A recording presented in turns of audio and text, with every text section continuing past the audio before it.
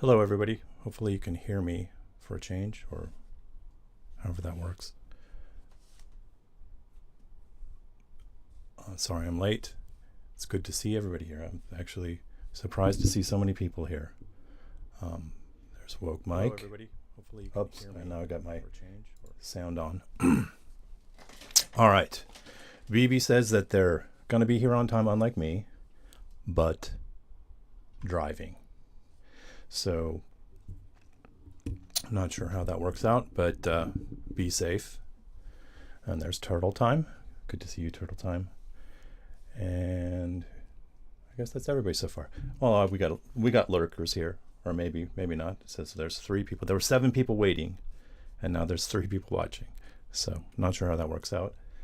I missed last week's streaming. I don't know what happened to me. I was trying to be regular about it, even though sometimes it's a bit of energy to do this because of the setup and the emotional requirements. So we've got Sirloin here, as always at the beginning with a thumbs up. Thank you, Sirloin. And Team Brandis Gambles. I think that's somebody new because they're saying that you're lucky for the timing. Yeah, and I've got some good stuff to share. I feel like I got an echo on my voice. Let me see if I can. Do I sound a little robotic? Hey, yeah, I guess we got to do that too. So, team. Oh, wait a minute. you're somebody else. You doxed yourself, Team Brandis. Oh, I know who Team Brandis Gambles is. Maybe you can continue to be Team Brandis Gambles, but I'm going to give you. Let's see here. Team Brandis Gambles gets to be moderator. So welcome, and I want to thank the mods for always keeping this chat healthy and on the level. David O, it's good to see you, and thank you for the sound check. I've been thinking a lot about, like I said, I got some criticism. I don't know, for people who follow I guess let me put myself in here with the robot. I got some criticism for some of the videos that I'm making because of people are alleging it's AI slop, which I'm like a little frustrated because I spent a lot of time putting these things together, and I'm sensitive about these things. And if people rally against me and it's a community that I think is okay, I tend to take the criticism seriously. If it were a bunch of right-wing people harassing me, I'd feel differently.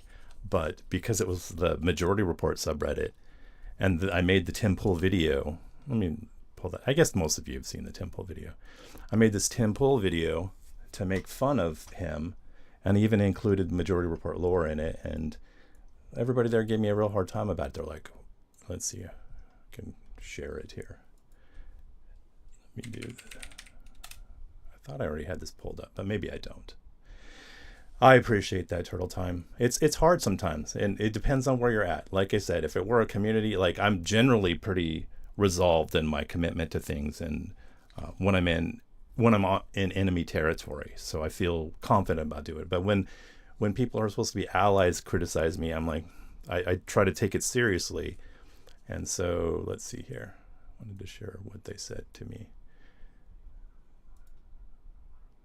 And then I wanted to talk about my view of AA slop. So let's see here. So the video was right here. So I put this, did she actually, am I sharing this? Okay, yeah, I think I am.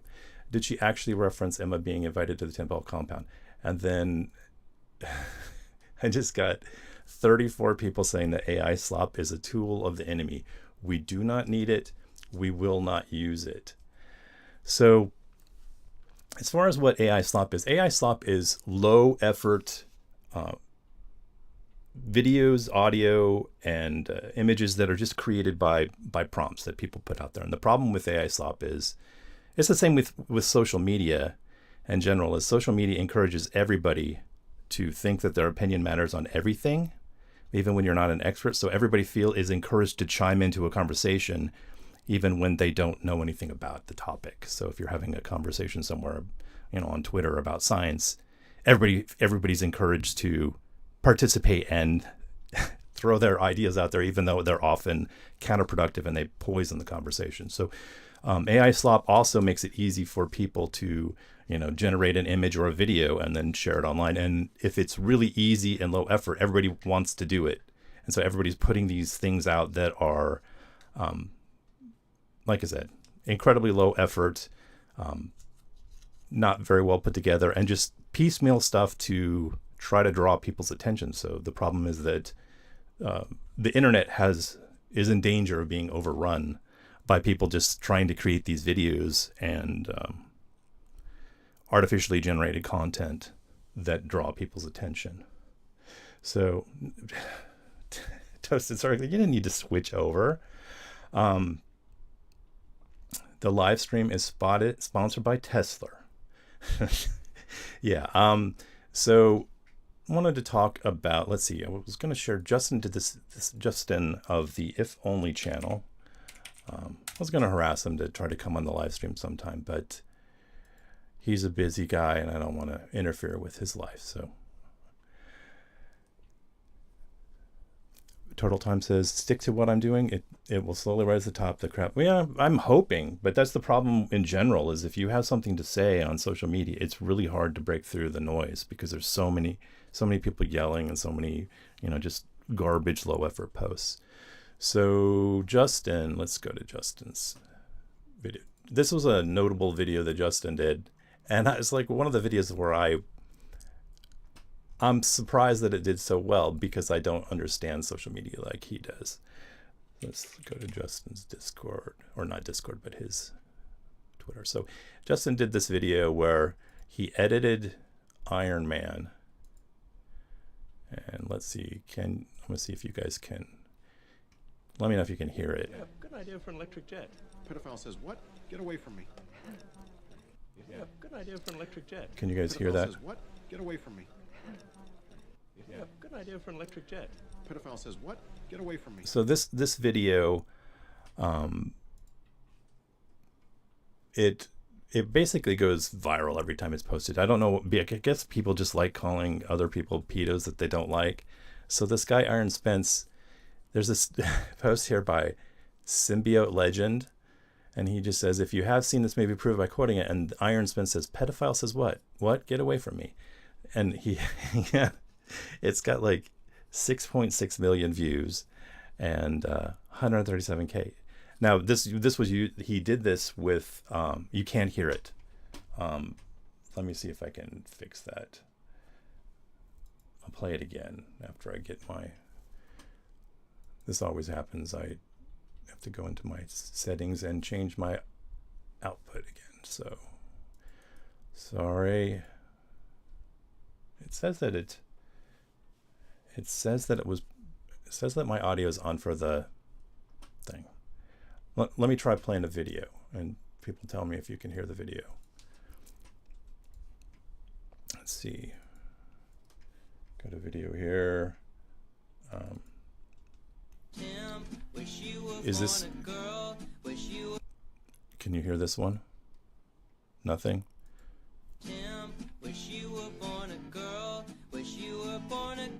You can hear it. Okay, thank you, robotic technician. I'm hoping that everyone else can hear it. I'll play this video. I'm distracted now.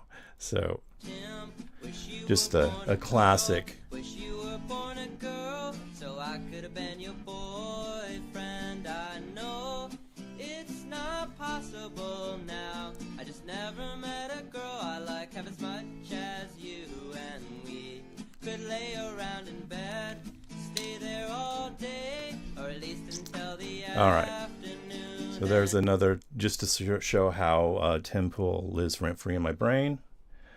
Okay, David, no problem at all. So anyways, Justin edited this bit in the movie where Elon says he has an idea for an electric jet, and it kind of it goes viral everywhere it's put. And the idea is Elon had this appearance in Iron Man to kind of make himself connected to the idea of Iron Man. Jon Stewart famously, he said that he brought Elon on probably must be like 15 years ago. And he referred to Elon as the real life Iron Man, and he was really fawning all over him. So it's good to see Stewart being critical of him these days. But anyways, it was part of a PR campaign that Elon had to make himself appear like a genius. So the idea that Justin had here is just to insult him, but also by doing so, replacing the media, he's altering the reality of people who have experienced the movie in a way that hurts Elon. Elon thinks he's cool for being in the movie, but if on his site this particular clip is referenced, it takes away from Elon's power. So this is part of the whole process of why people like Justin and I do these things. And you have to use some of the AI technology. It's not even really the same technology that people are generating these videos with that people are concerned with, taking the likenesses of actors and their acting ability and whatnot, and possibly making it so these people are unemployed as like the rest of us. But it's just using advanced algorithms to go through the data file and harvest out the data that you need to take the voice out of the music or the context. And then you can clone the voice using the same technology that's been around for a long time. It's just super sophisticated now. You can clone the voice and put it back in. So that's what Justin did with his video. Here it is again. Play it again. Pedophile says what? Get away from me. So Pedophile says what? people like this for some reason. I guess if you hate Elon, it's good. So I thought I made my own, but I'm just going to post it on Twitter to try to make a different joke about it. So anyways, let's see here. Using like this video here is also using the same technology. You just you'll take the commercial and then you strip away the audio from the musical elements, and then you can put the voices into software to clone them and recreate them. So that's what I've done here with this bit for Fox News. A bad father, a somehow even worse father. Both of you must be keenly aware of how much your children must hate you for being such terrible fathers. Tonight, the truth about really shitty dads is revealed. Look, I'm a bad dad, but this guy has 48 kids and has never been a dad a day in his life. Yeah. So this one was actually written by Justin. This was his idea in a video that I, for some reason, didn't post. But there's other versions of it on Reddit and Instagram. So there's that. The new video that I did, let's see here. I've got a new video here, and it's the next in the series, and I want to talk about what I'm trying to do here on the YouTube channel. Where's my YouTube channel? So I've been doing this thing where Elon is going around. It started, let's see if I can get to where should I go? I guess I got to go over here. All right, so I have this series here called Elon Ends It, and it started with the video. So this girl did this fan service video for Elon. I've got to watch a video for Slacks. Anyway, she did a fan service video. I repurposed it to say that he should kill himself, which is like a bad thing to tell somebody. Like when I was a kid, if I ever did anything like this, my parents would severely scold me and I would be in big trouble for doing a bad thing. And I still feel that for pretty much everyone, it's an awful thing to do. But we no longer write the rules. The rules are written by the people with power, and Elon has the power right now. And by his law on his platform and what he's trying to do, it's perfectly acceptable to tell people to kill themselves. It's perfectly acceptable to do deep fakes. He's in the news again because, let's see here, Elon deep fake. So Elon is suing Minnesota because Minnesota is trying to ban deep fakes that are intended to influence elections. So it's really easy to make these videos if you have the technology and you've been doing it for, any length of time. You can bang these out pretty simply. But Elon says it's an issue of free speech, but it really is that they want to be able to manipulate reality and create false perceptions for people so they can control the voting base or discourage people from voting. You can make a deep fake that will make people not want to vote for somebody. Like Elon shared a Kamala deep fake, and he didn't even post it. Let's see here. Let's see if I can find it. I can't. So the technology is dangerous, and in the wrong hands, it can be used to harm a great number of people. But in the right hands, you can, like if my view is he's suing to keep deep fakes legal. So my view is we have to prove to him that he's wrong.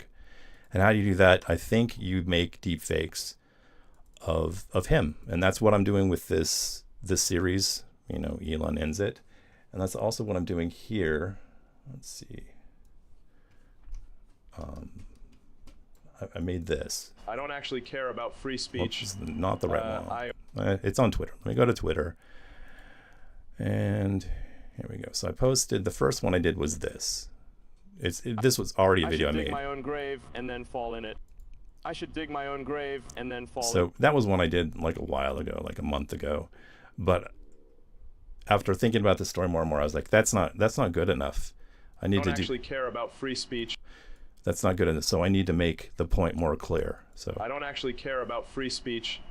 I only care about using my power to influence elections. I don't actually care about free speech. I only care about using my power to influence elections. So I made that and I posted it to his platform because X is actually the one that's suing Minnesota to make it so people can post deepfakes to the platform. Then I made another one. Like I literally made this in 5 minutes, and I was like totally under the influence when I made it. Like I had a whole bottle of wine, and I was kind of upset with Elon, so I did that. And then I was like, well, maybe that's not good enough. So I put this one up to you. Everyone knows Virginia didn't kill herself.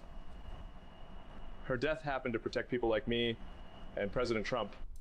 So that's what I'm trying to do. And people will call this AI SLOP, but it's not. It's directed. It actually takes a little bit of effort to put together. You can't automate the process. You have to actually find motions in the mouth that will match what you want to say. You have to know how to prompt to get the text, the audio right to match the lips. And then you have to use the tools that will kind of sync it all up. And none of it is really SLOP by traditional standards. And I talk about it a lot, don't want to be pretentious, but the art movement after World War I, Dada was a response to like the horrors of World War I. And they were a group of leftists and socialists who used art to protest capitalism. And that's kind of what I'm trying to do in the spirit of that effort. And famously, again, you know, Duchamp submitted the toilet to an art exhibition to make people question their assumptions of what art is and what the purpose of art is. And kind of that's what I'm trying to do, but it's really, really hard when your outlet is social media, and social media is just driven by clicks and clickbait. So I appreciate everyone here in the chat who has encouraged whatever I'm doing and supported me in this effort, because like I mentioned, I can get like down pretty easy if in the right space. Like if all of you started turning on me, I would probably just leave social media permanently, because I value your guys' support and your input. David, as far as the quote about him digging his grave, what he said was it was something I actually put in my original video about Elon, Whitey on the Moon. He's talking about a rocket landing and blowing up the dirt, and he says we don't want to dig our own grave, and so I twisted it that he should dig his own grave and then fall in it. So let's see what else we have here.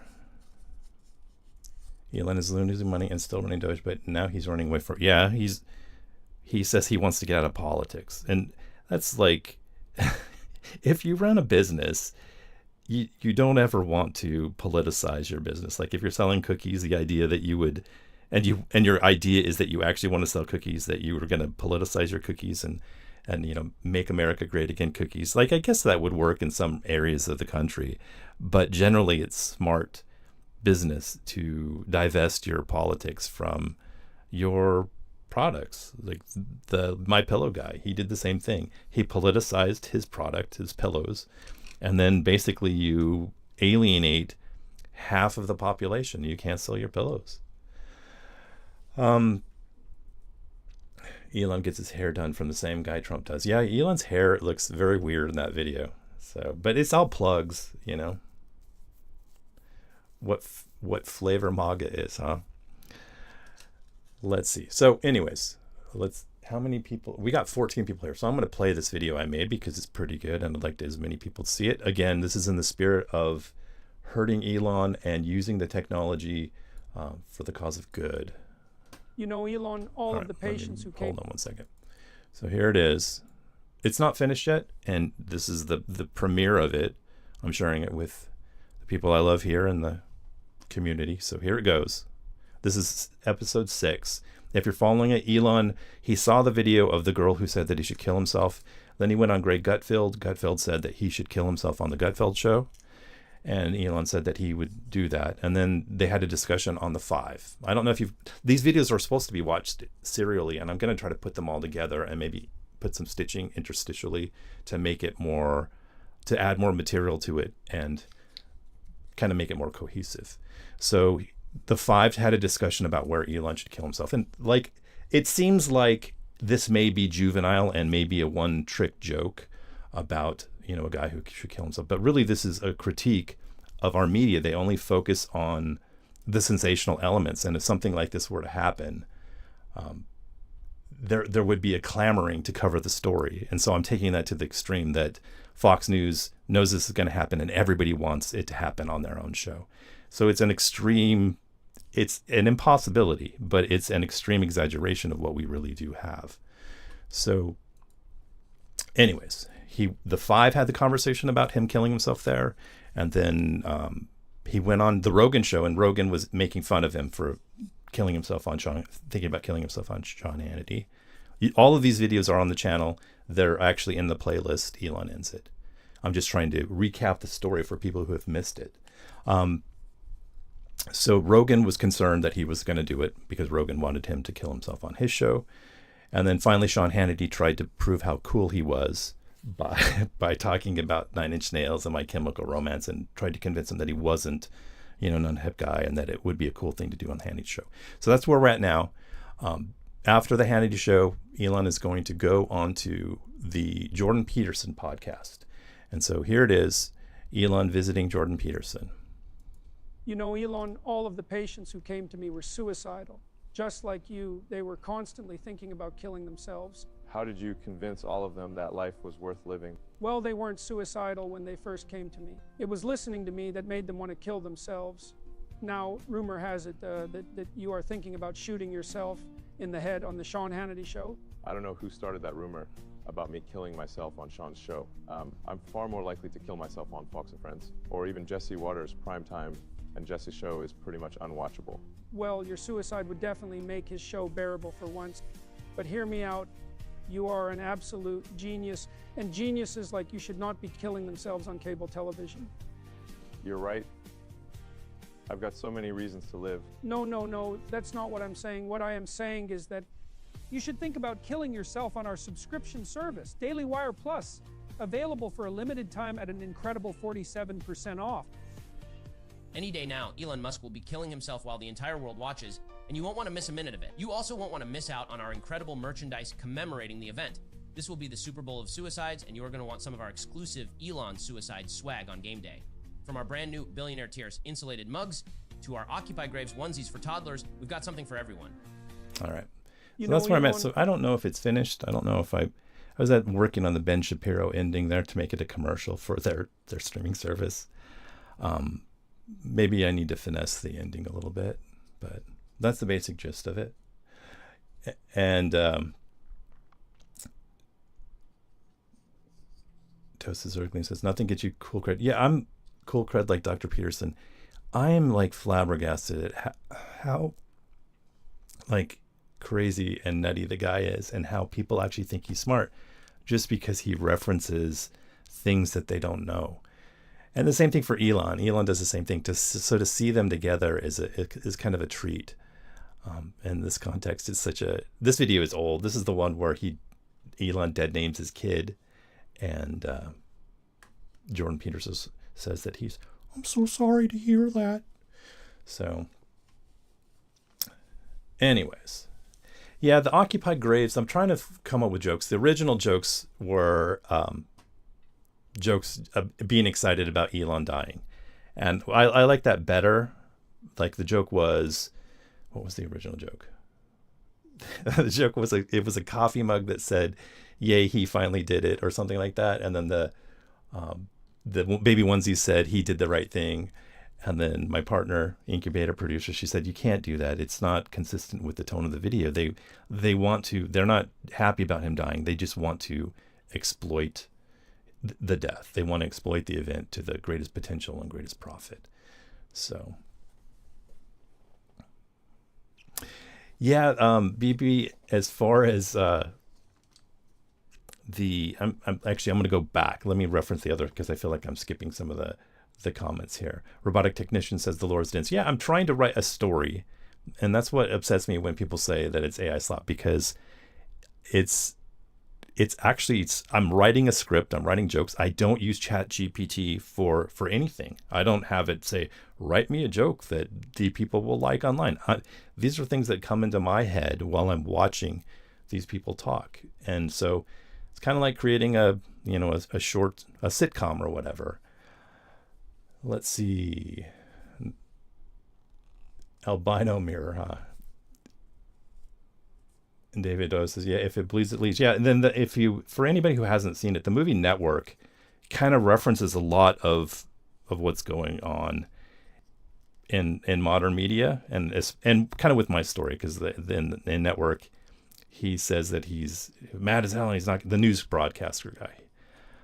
He's mad as hell, and he's not going to take it. And then the whole story is how he pushes back against the media system, and then the media system and the powers that be, the politicians, kind of put him in place. So let's see. Thank you, Woke Mike. Yes, everybody, if you could help by any chance you get, you can throw a comment. It doesn't even have to be about the video. If you just say, "Hi, terminal mode" on my videos, it could help. And if I know who you are, I'll just appreciate it. No matter what it says, you can say anything you want. You can just talk about, where you had lunch or whatever. But it does help in the algorithm, because like I put a lot of effort into these recent videos, and YouTube, for some reason, I don't know if it's that I'm doing like something that is verboten, but for some reason they're just not going anywhere. Let's see if I can pull it up here. Show you guys my analytics videos. So like this Tim Pool video, it's pretty much the loyal fans. It's pretty much all of you people. There's I think there's maybe 50 people who like what I'm doing, but not many people follow regularly. So this video here, let's look at the analytics.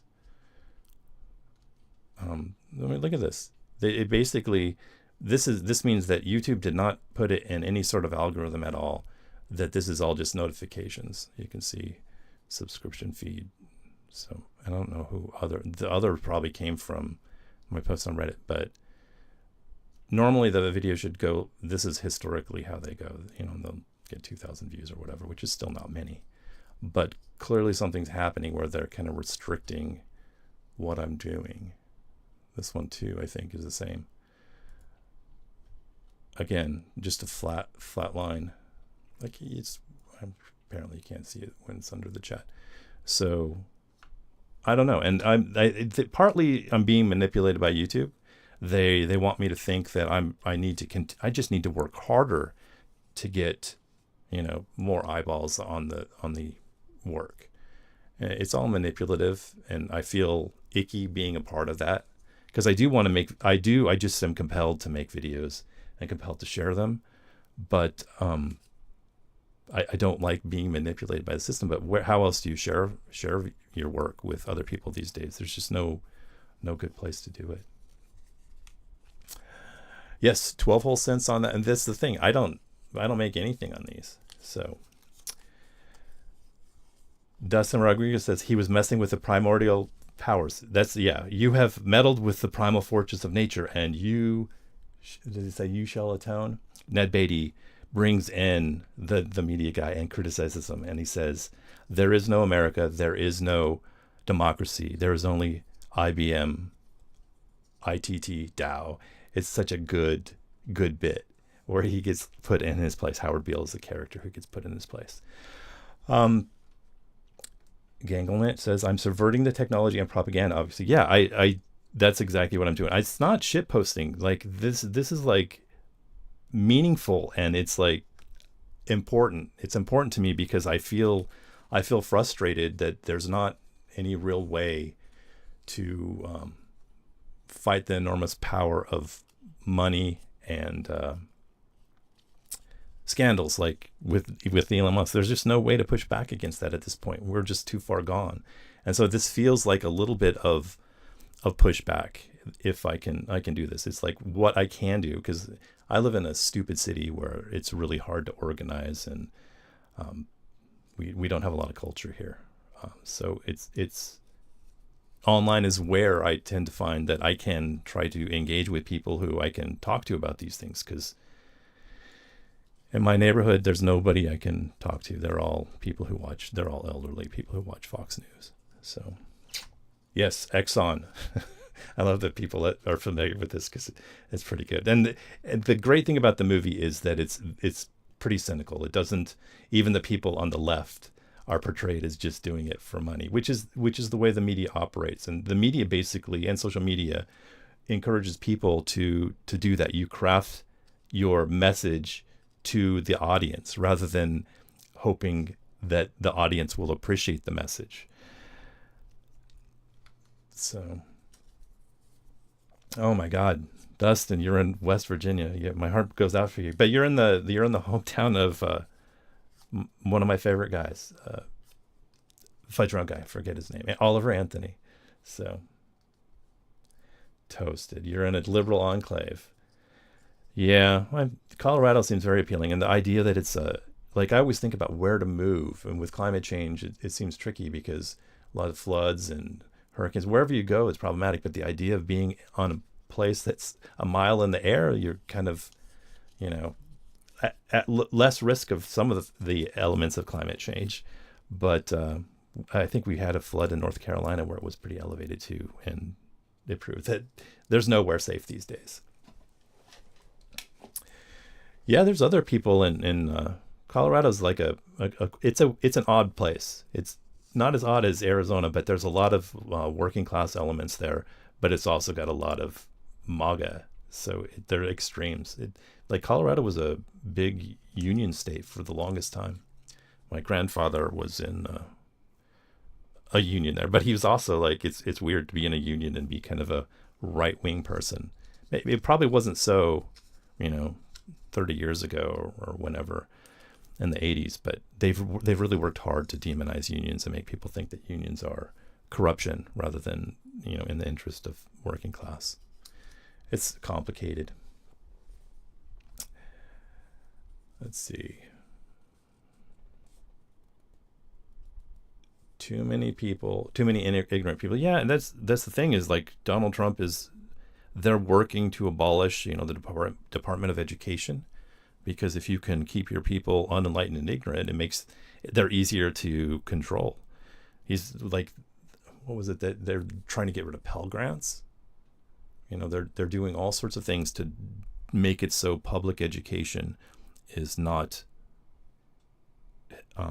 functioning, and it hasn't been that functioning for a long time. They've defunded it. It's tied to education is tied to your property tax, which is crazy because that means that only people who have money get to send their kids to an okay school. Things are changing, but they manipulate the system to where, the idea of open enrollment for schools is interesting, but the right always opts to use these things. They always push these ideas, and it's all because they want to get vouchers so they can pay for their religious indoctrination. You've got a Trump sucker, and in Florida, that's brave of you. In Florida, that's a brave move. In Arizona, I would. I've been threatened by Trump people not wearing a Trump shirt, just people who I know are MAGA like.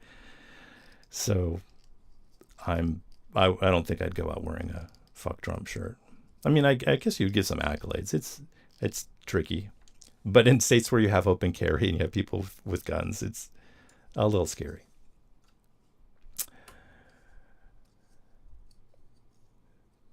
Toasted, you think that the country looks like the Confederacy. It's not surprised to see the Union hate. Yeah, that's the thing.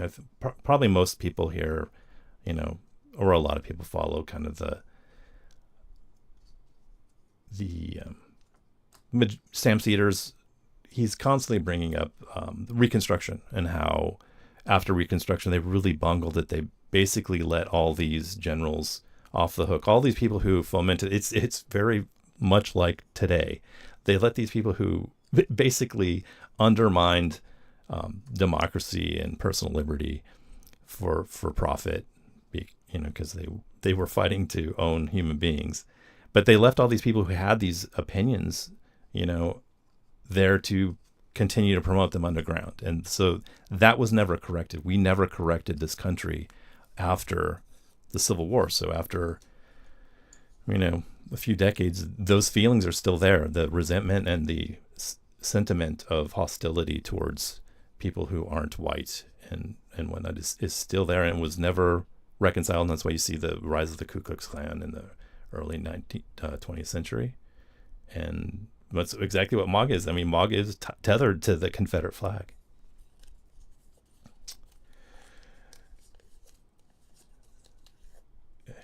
Toasted says that, Brian, do you want anybody who wants to come in and talk? That's always an option. I don't mention it, but because I don't want to trouble people. But anybody who wants to come in and chat and say how they're feeling, I'll set up the whatever it is, the call-in program, and you can talk. So that way I'm just not reading chat. Betsy DeVos, yes. And it was not Betsy DeVos now, it's the Linda McMahon. That's who I want in charge of my education, is somebody who runs a wrestling group.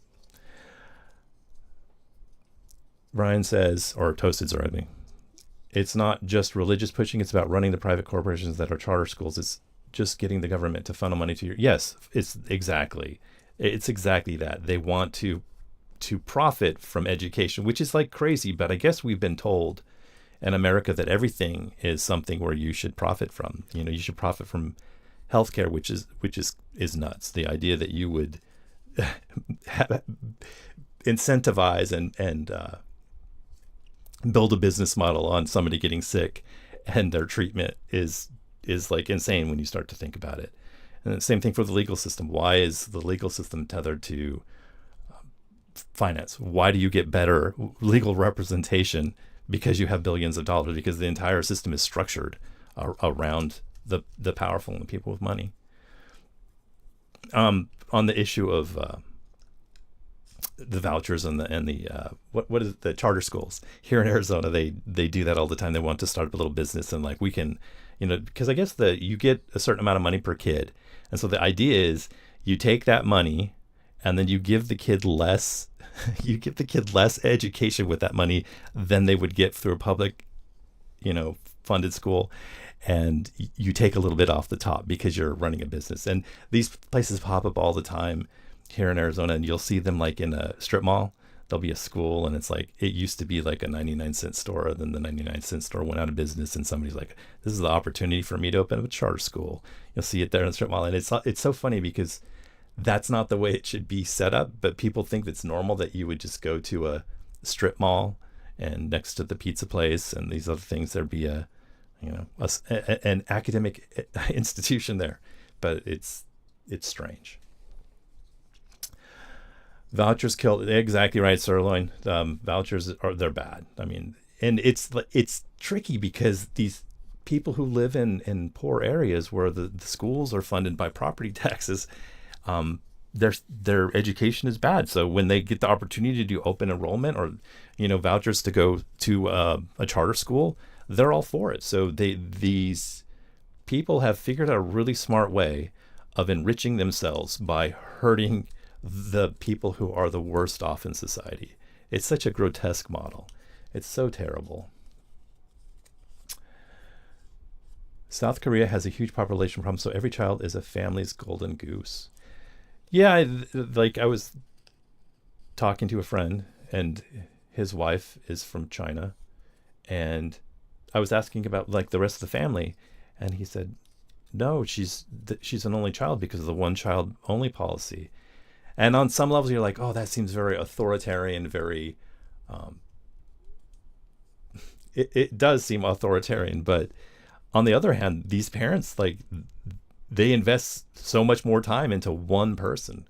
You know, if you have a family of 12 kids, every kid gets 1/12 the interest. So the idea that Elon Musk has, this pro-natalist viewpoint, that everybody needs to have all these kids is also just kind of, it's fucked up, because look at how good of a father he is.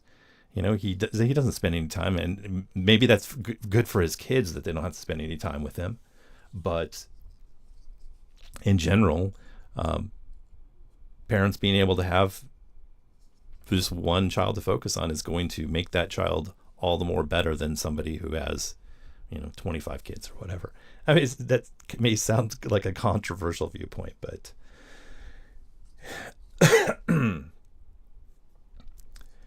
charter schools can be good, but many of the rules don't require them to take in special needs students.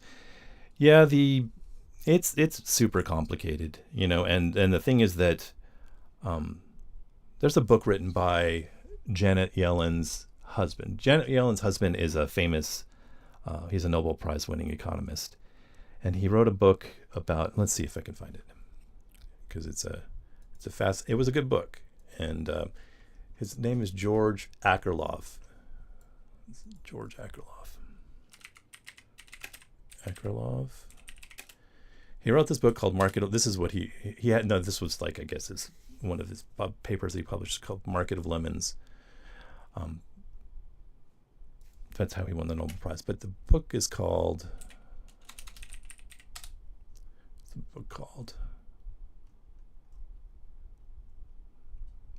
I don't know, George Akerlof. I don't want Market of Lemons book. George Akerlof book.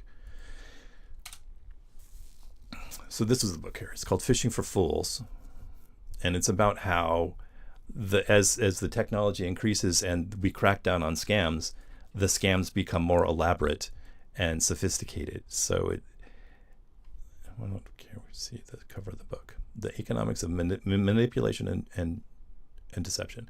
Robert Shiller is also he was the guy that predicted the housing crash. So both these people are really tuned into the math involved in these things. Excuse me. So I would recommend this. It's an old book. I don't keep up with reading these days, but I enjoyed this book. Again, George Akerlof, the husband of Janet Yellen, who was the what's the position that Alan Greenspan had? Chairman of the Fed, I think. I don't remember. All right. So anything else? Does anybody want to come and chat? I'm still I try to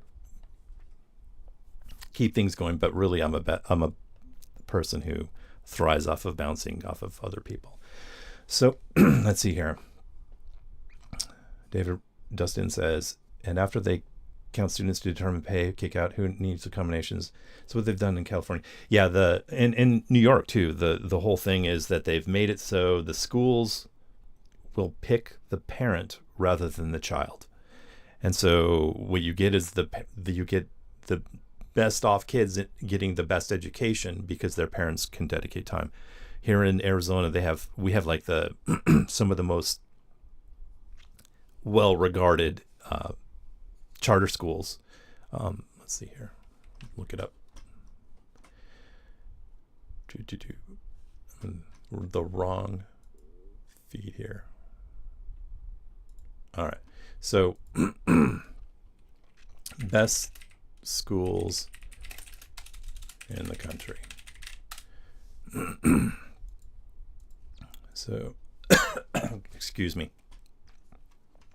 Maybe I don't want this. Maybe I'll go look best high schools in the country. So here they are. Look at this. This is nuts. So the best school in the country is Basis Peoria. Peoria, Arizona is like the suburb of Phoenix. It's like a stupid area. So the fact that they have the #1 school in the country is nuts. Normally, it's just full of basis schools, but all these schools are going to be in the same format of basis. And what they do is they have an incredible workload for the kids, but they pick the parents. They pick the parents that are going to push the kid behind the scenes. If you're a smart kid, but your parents are working all the time and they can't oversee you, you are not likely to be chosen to be in these schools.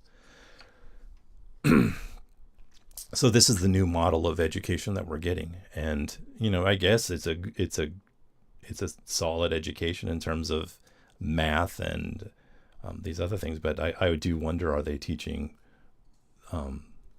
just a broad-based liberal arts education where kids are going to learn civics and the stuff that they used to teach? Charter schools have no external accountability. The CEO of the charter school basically can do whatever they want. Yeah, that's the thing with getting rid of the Department of Education. If there's no federal oversight, then these schools can do whatever they want. And it's just up to the states, which is unfortunate. I mean, some states do have, super good public education. Clearly Massachusetts and some of the upper Midwest, I think, is pretty good, because there's more of a general consensus that education is the public good. I always go back to this letter that I think it is Madison wrote to, public education.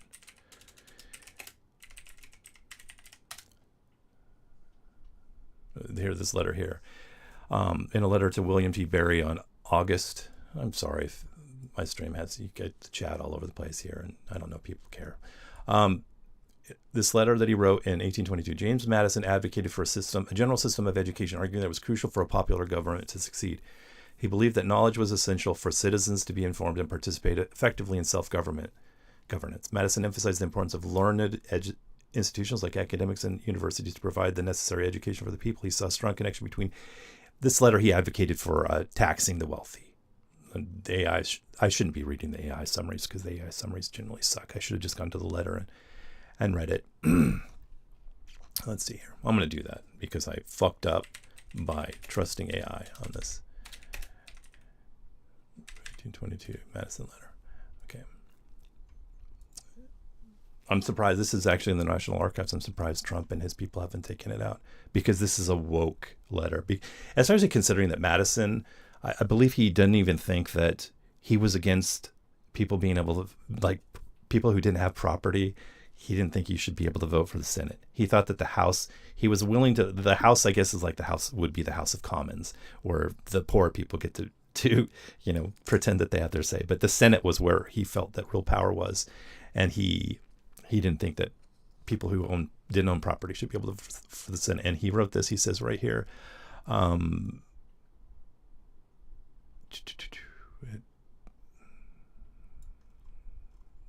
I could go back to just reading again, and just like I was reading Breakfast of Champions. It's not that long. I'm going to read this. I'm going to do my my reading here. So sorry if you don't like me reading this stuff, but it's a historical document, and it's super relevant today. This document is 1822. So this is 200 years old, and we have a guy who basically was super important in terms of framing out the principles that govern this country. And here it is. Gonna read it. Dear Sir. I'm gonna have to put on my glasses.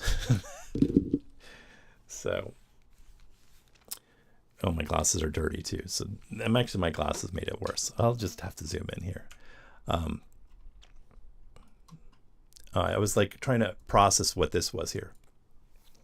I received some days ago your letter on June 30th, and the printed circular to which it refers, the liberal appropriations made by the legislature of Kentucky for a general system of education cannot be too much applauded. So there it is. He's saying that Kentucky was trying to have a public education, and he's rallying for it. A popular government without popular information or the means of acquiring it is but prologue to a farce or tragedy, or perhaps both. Knowledge will forever govern ignorance, and a people who mean to be their own governors must arm themselves with the power which knowledge gives. So, of course, here this is that democracy does not function if people are not informed, and that's a scary fucking thing, because I feel this way. I feel like and it's part of what they want to do. They want to make you think that democracy doesn't work. And part of that is keeping people ignorant. And then they make it not work by keeping people uninformed and using misinformation and creating deep fakes to influence elections. So anyways, I have always felt a more than ordinary interest in the destinies of Kentucky. Among her earliest settlers were some of my particular friends and neighbors, and I was among the foremost advocates for submitting to the will of the district the question on the time of its becoming a separate member of the American family. Its rapid growth and signal prosperity in this character have afforded me much pleasure, which is not a little enhanced by the enlightened patriotism which is now providing for the state a plan of education embracing every class of citizen and every grade and department of knowledge. No error is more certain than one proceeding from a hasty and superficial view of the subject, that the people at large have no interest in the establishment of academies, colleges, and universities, where a few only, and those not of the poor classes, can obtain for their sons the advantages of superior education for their sons. So it is thought to be unjust that all should be taxed for the benefit of a part of it, and that too is the part least needing it. If provision were not made at the same time for every part, the objection would be a natural one. But besides the consideration when the higher seminaries belong to a plan of general education, that it is better for the poor classes to have the aid of the richer by a general tax on property, that every parent should provide at his own expense, that it is better for the poor classes to have the aid of the richer by a general tax on property, than that every parent should provide his own experience for the education of his children. It is certainly that every class is interested in establishments which give to the human mind the highest improvements, and every country its truest and most durable celebrity. So there it is. He is saying, it's clear. People should be taxed so the general populace can be educated. And the fact that we have conservatives, and I use the term loosely, that say that, it's all a matter of your own, how hard you work, which is not true. I mean, it's people get mad at me because I constantly push back against meritocracy, but meritocracy is a complete farce, and it's just an invention by people who already have good conditions to rationalize their ability to maintain those conditions. This goes back to the work of the philosopher John Rawls and his principle of fairness.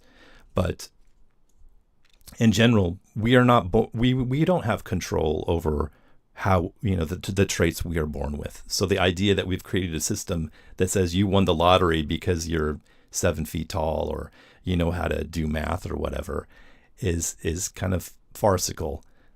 We all are just born into positions that we have no control of. In our environments, we don't have control of those either most of the time. The only people who have control of their environments are the people who have money to pay to switch their environments.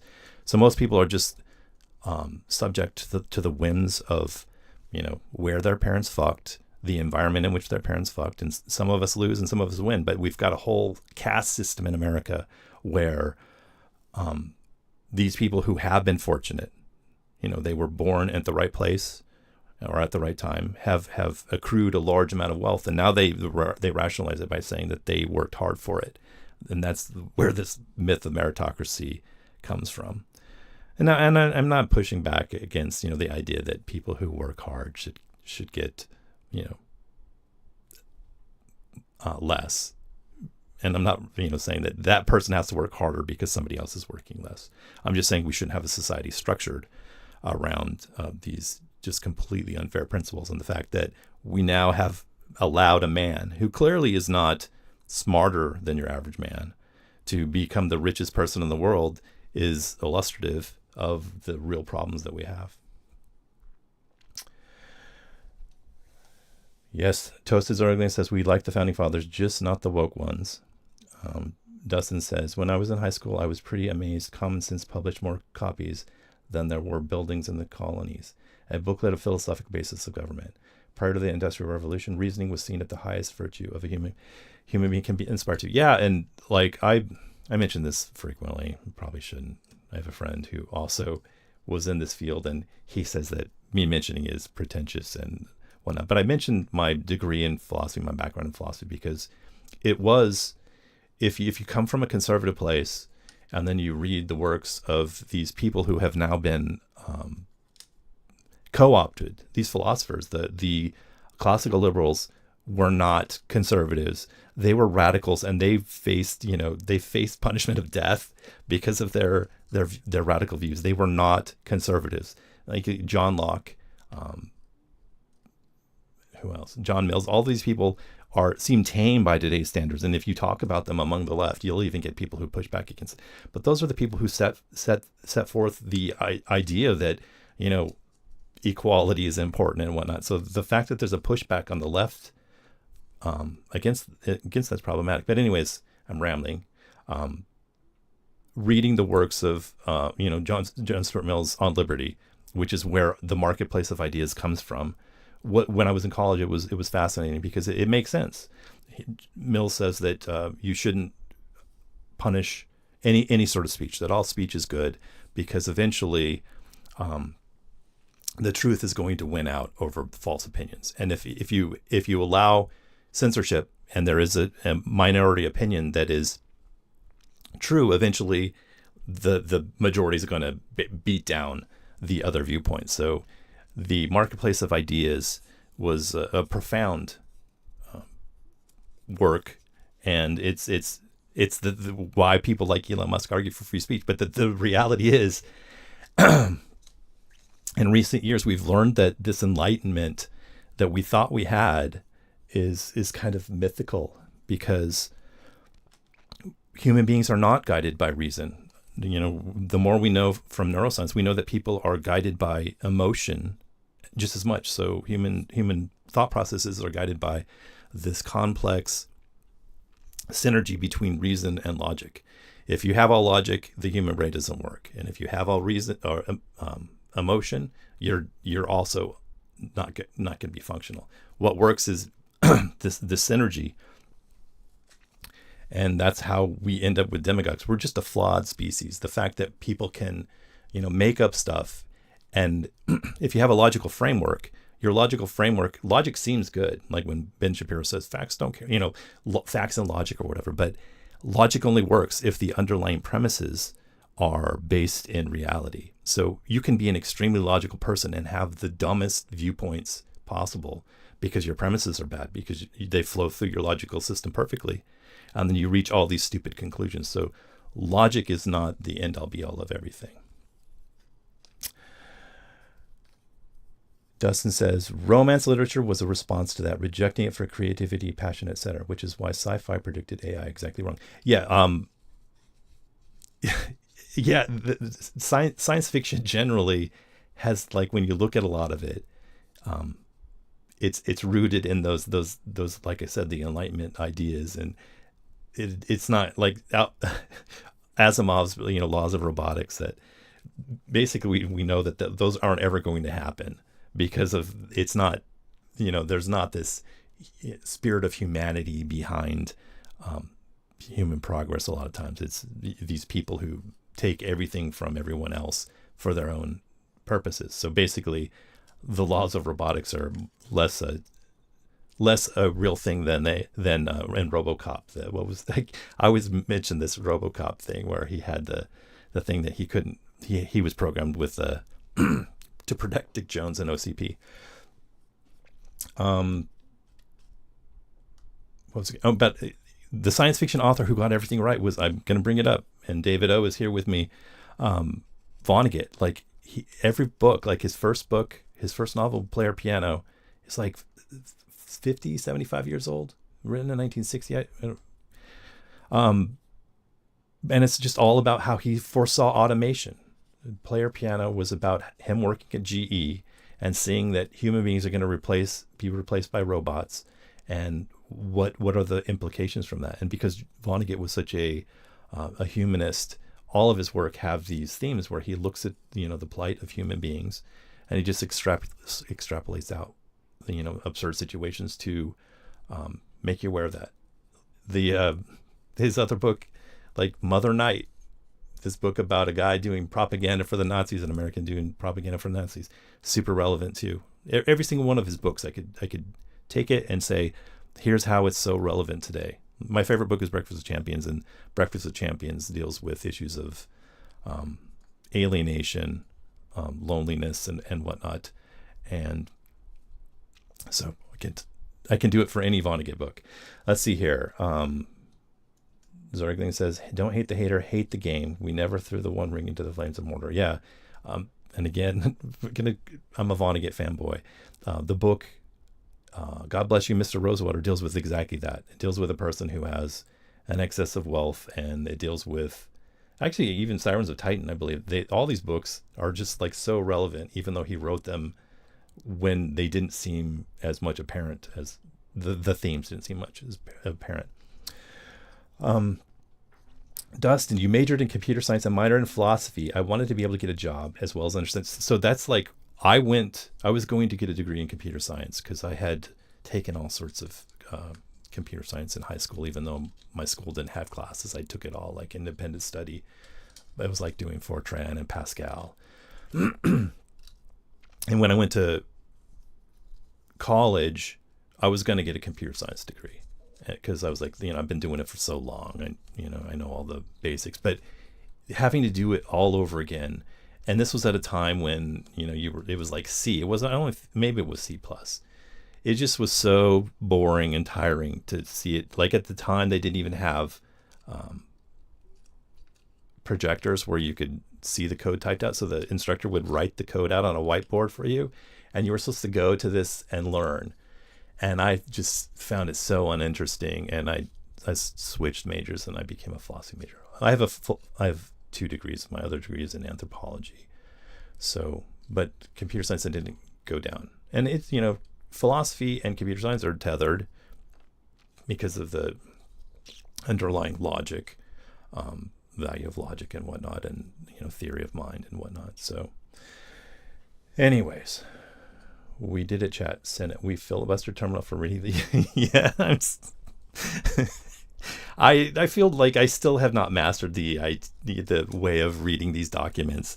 And David and I have been talking about, like, I'd like to get something going again where we read things. On the Discord, it was Tomcat who suggested that maybe rather than reading a whole novel, that we read parts of novels that are beautiful. And this is the same thing, where you could just take a bit of text and you can read something. And also, like, the idea of me being in control of it is something I don't want to do. I don't mind running the thing, but I don't want to be the focus. I want other people to, come in and read. And I'm set up to do that. So if people want to be a part of that, I'd like to put that together. I'm just got so many other things that I've been doing, and I've been got a lot of anxiety happening, so sometimes it's hard for me to get motivated to come on and talk to everybody.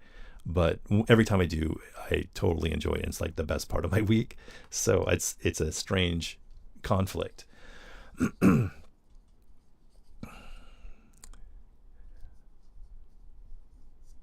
So Sirens of Titan has a Musk-like character that ended up being sent to Titan to save the world by uniting humanity against this lifestyle. Yeah, it's a convoluted, it's Vonnegut's most convoluted plot.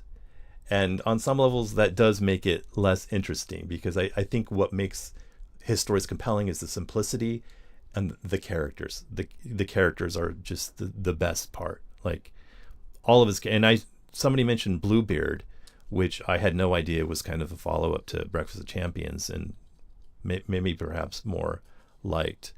Has the character Rabo Karabekian, who Kilgore Trout means. But Kilgore Trout is like, when I read about Kilgore Trout when I was 16 years old, I was like, this is my man.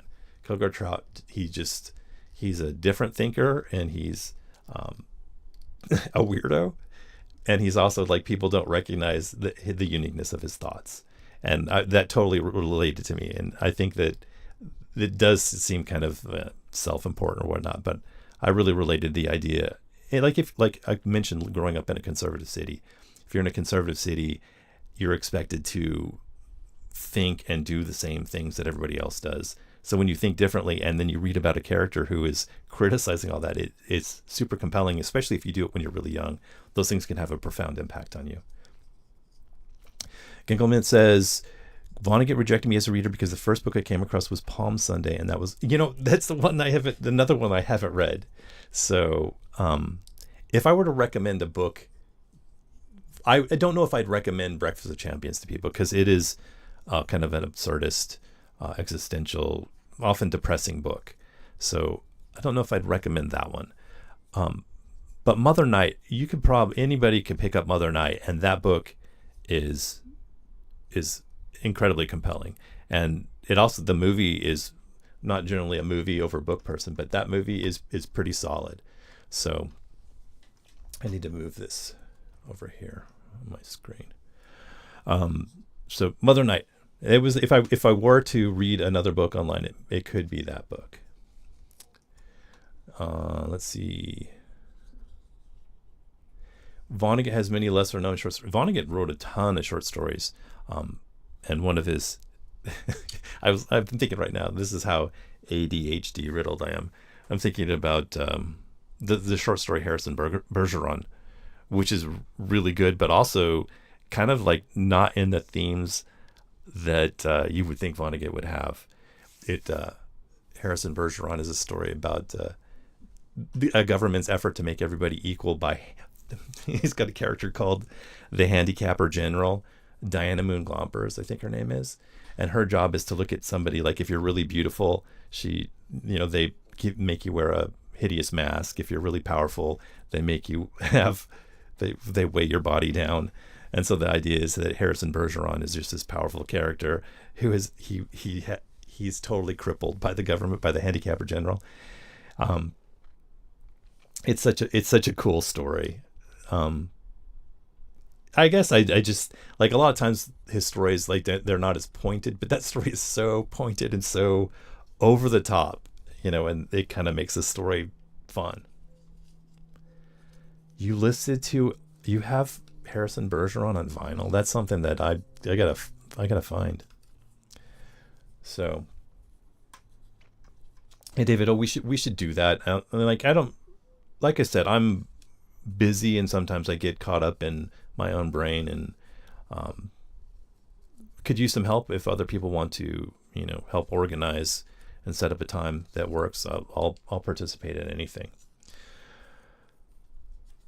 Was there a Twilight Zone episode based on that? It sounds like there would be. It sounds like there would be an episode, but I don't.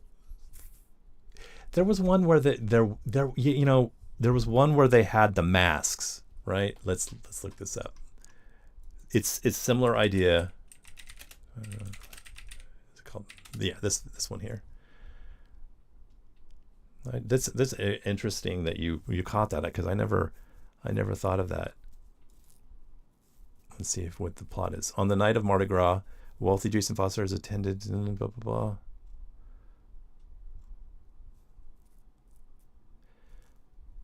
No, this doesn't seem. But this one kind of reminds me of that they had to wear these masks depending on how beautiful you were. So, anywho, I'm gonna play this video again, my Jordan Peterson video, just for anybody who didn't get to see it, because I'm trying to share some behind the scenes excitement. So here it is, Jordan Peterson again, and another disconnect ADHD moment.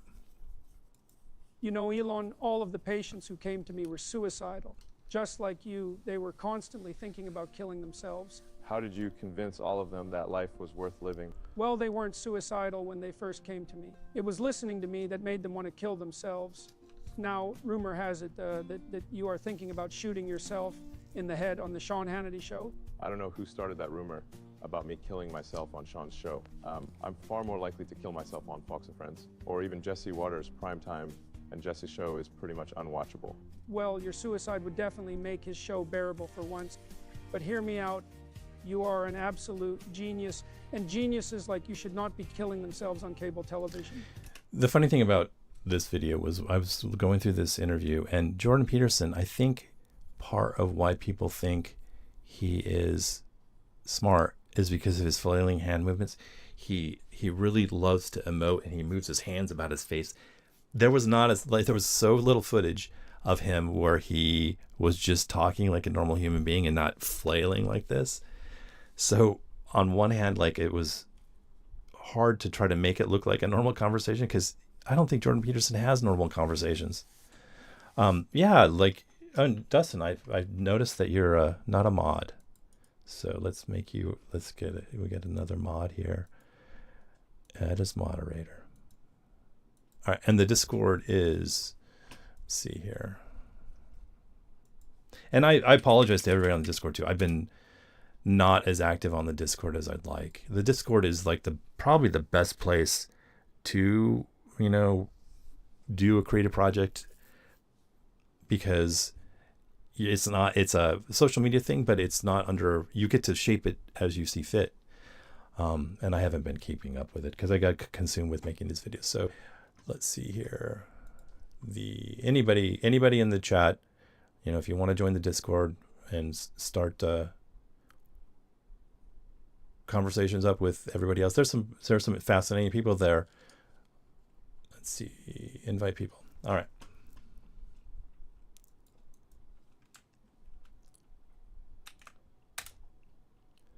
There it is. Nope, that's not the thing, is it? That is not. What is that? Let me remove that. That's not the invite. So the invite is there. There we go. Yeah, YouTube, it's like I've been following social media since they all came online. I was always just lurking though. Like when Facebook came on, I was like, fuck that. I'm not going on Facebook. That's not something that I want to do. YouTube, the same thing. Like the appeal of YouTube is that it's a place where you can share something that you've created in terms of art. A lot of times it's not art on YouTube, these days especially, but it's the one place where I feel like you can kind of create something and kind of connect with the people who are there. And it seems less manipulative than these other places. Like Instagram I see more artists there than you do on YouTube. It seems like more people who create things try to share it there, but the nature of the way that you're encouraged to interact with people is very off-putting to me. I don't know. So no, thank you for joining. We could always use more crew. Yeah, it's unfortunate that erudite is the word that I use, that you said I was trying to turn people off from the book club. On one hand, it's hard if you're got kind of social media brain, which I'm trying to avoid, but I kind of have been getting, because it's hard to put a lot of effort into a video and then see it not do as well compared to something that is garbage, and YouTube is full of garbage. So you tend to compare yourself to these other videos and say, well, why isn't my stuff? And then the reality is that people who are discriminating and thoughtful and think about these things are few and rare. And so that's why I appreciate all of you people, because you people seem to get it, whereas a lot of times you put something out there and it just it can't break through the noise. And like I said, I don't do this because I want attention drawn to me personally. I actually feel uncomfortable with that. I want attention drawn to the ideas within the things that I create. I want to use these tools to further the idea that the ideas that are important to me. So no, I love the word erudite, and I use it all the time. So, because I'm an erudite person. Yeah, and that's the thing is like I try, like every time I try to engage, like I'm kind of a reclusive person. I don't actually I do like engaging with people, but the idea of like a social party where you're not talking about something profound is not interesting to me. Like going to a party and just talking about a sports game or the weather is not interesting. But if there was a party where it was just, talking about ideas and people hashing through things and people conflicting with each other on heady topics, that would be very interesting or appealing to me. But there's nothing really like that. So I appreciate that so much. A lot of times, like I easily get down on myself as far as like the effort I put forth and criticizing myself. But I think on some levels that's a positive trait, to always kind of question what you're doing or the value of what you're doing.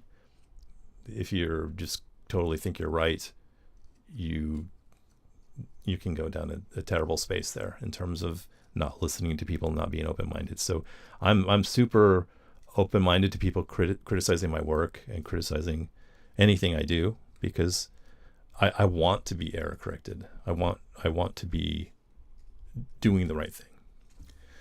So anyways, I've been rambling on and on for how long? 75 minutes. Like I said, if anybody wants to be the person talking, you're welcome to come in and talk.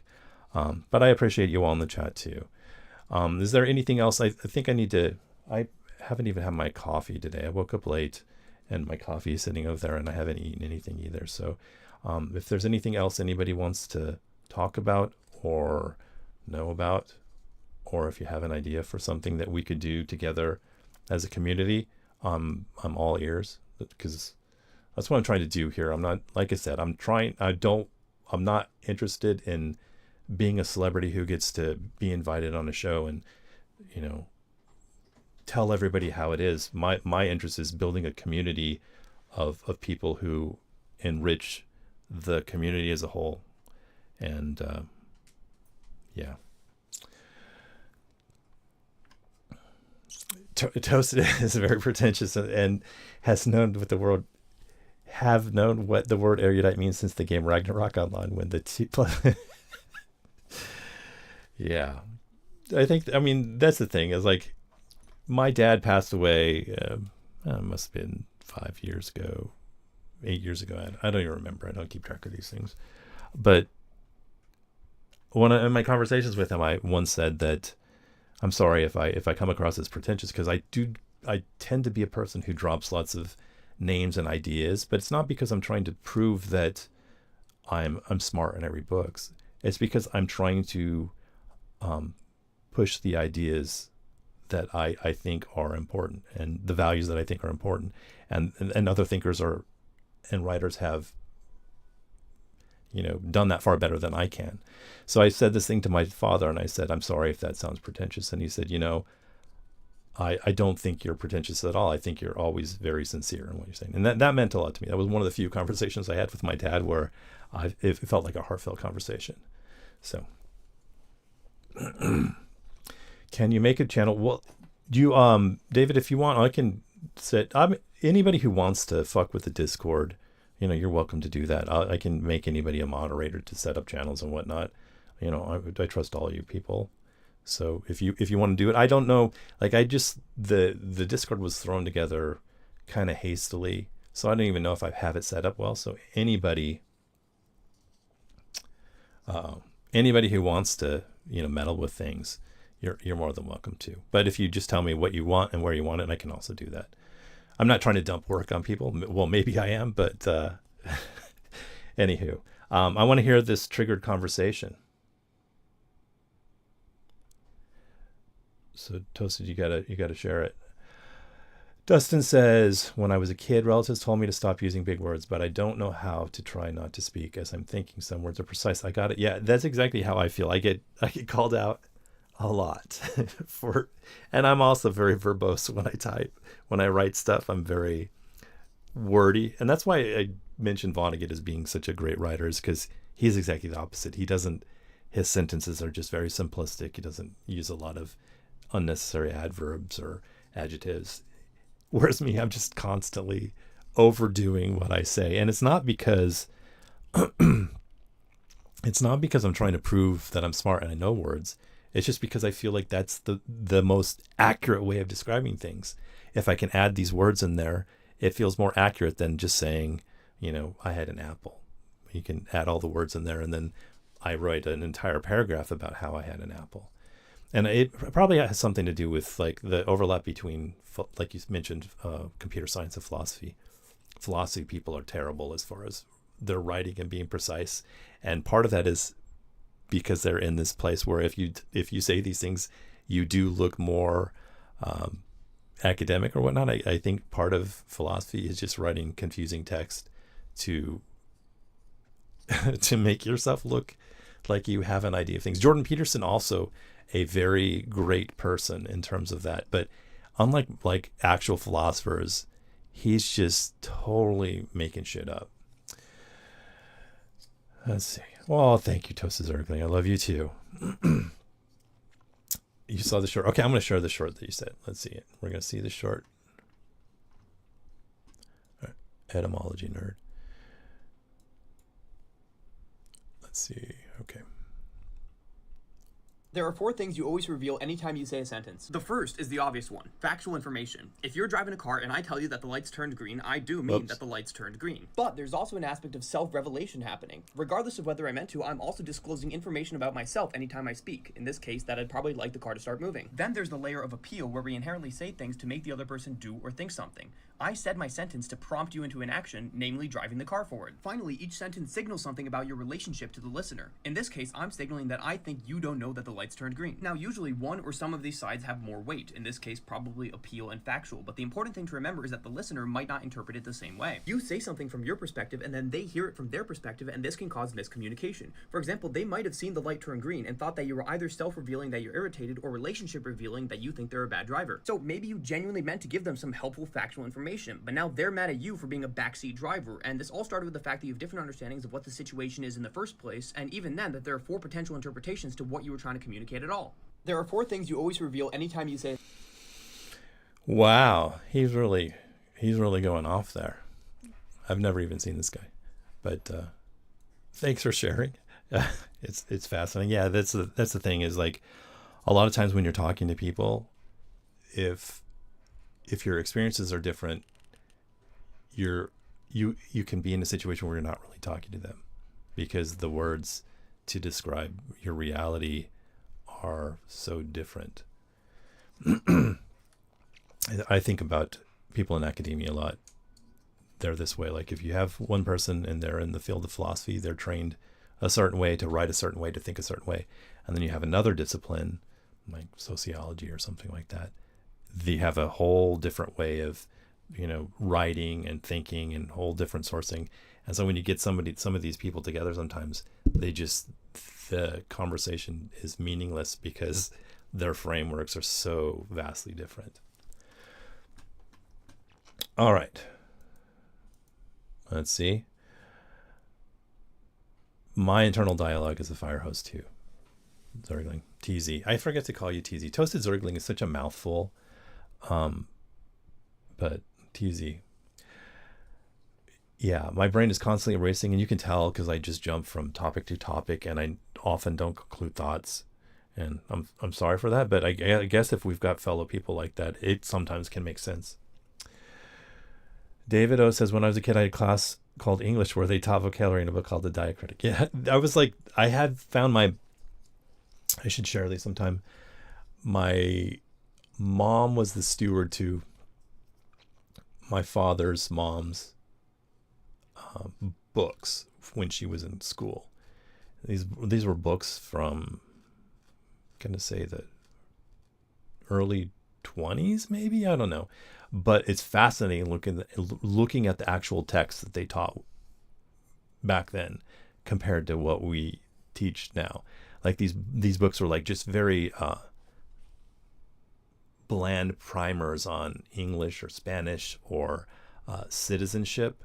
Whereas now you look at how they teach kids, and it's like these scholastic books about Star Wars and Transformers.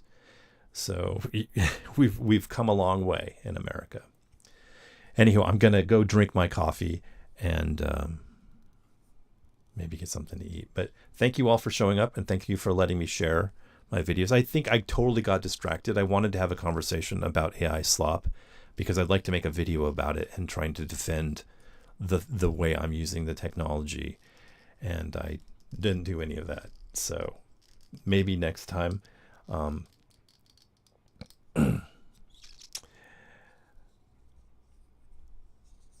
David O says, diagramming, sentence diagramming. I remember sentence diagramming.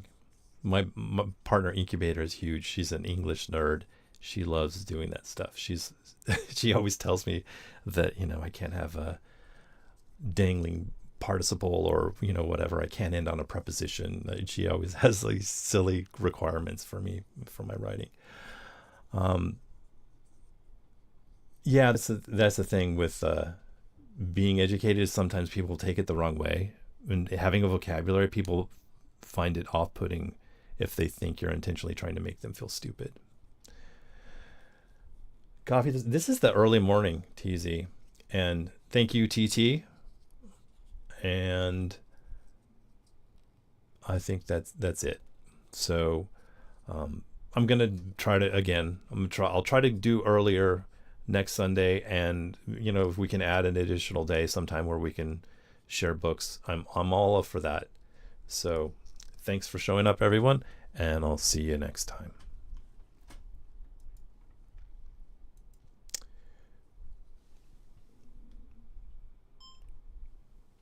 If I can figure out how to move these windows around.